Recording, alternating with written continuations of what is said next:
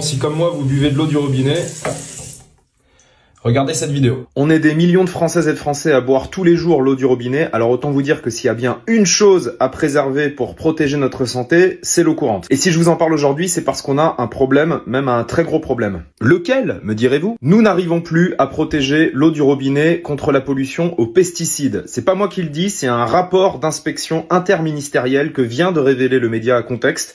Dans ce document, les experts soulignent, je cite, « l'échec global de la préservation de la qualité des ressources en eau pour ce qui concerne les pesticides ». En fait, c'est assez simple, une fois qu'ils sont épandus dans les champs, les pesticides vont se dégrader sous la forme de ce qu'on appelle des métabolites et on va retrouver ces métabolites dans les eaux souterraines et donc ensuite dans l'eau distribuée au robinet. Alors c'est possible d'en éliminer une partie avec des traitements qui coûtent une fortune, mais certains passent entre les mailles du filet à tel point que les seuils limites de concentration pour ces sous-produits de pesticides sont régulièrement dépassés en France. En 2021, le journal Le Monde indiquait qu'environ 20% des Français reçoivent au robinet une eau non conforme. 20% des Français, ça fait beaucoup de monde et vous en faites peut-être partie. Et alors, me direz-vous, que fait l'État pour nous protéger, pour protéger notre santé? Eh ben la réponse, c'est pas grand-chose. Le cas du chlorothalonil est particulièrement parlant. En fait, ce fongicide très toxique a été interdit en 2019, mais on retrouve aujourd'hui ces métabolites dans l'eau du robinet. Pour ce produit, le seuil maximum était initialement fixé à 0,1 microgramme par litre. Au-delà de ce seuil,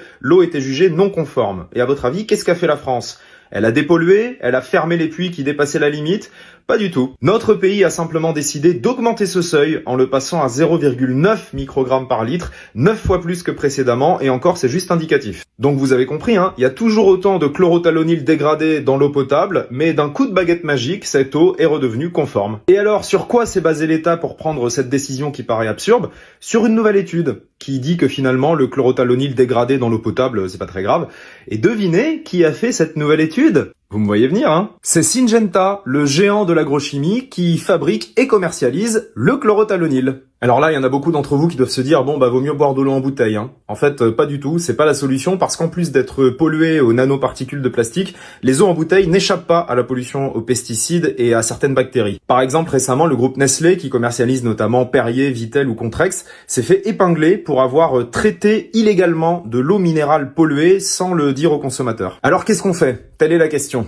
Pour éviter cette fuite en avant, le rapport interministériel préconise de traiter le problème à la source en interdisant de manière urgente l'utilisation des pesticides dans les zones de captage d'eau potable les plus polluées. En gros, arrêter d'épandre des produits chimiques dans les endroits où est pompée l'eau que nous buvons est infiniment plus efficace et moins coûteux que de devoir ensuite la dépolluer. Si vous voulez en savoir plus et découvrir cette enquête hallucinante sur l'eau du robinet qu'on a menée pendant plusieurs mois, je vous invite à regarder notre émission Sur le front qui passe ce lundi 25 novembre à 21h sur France 5.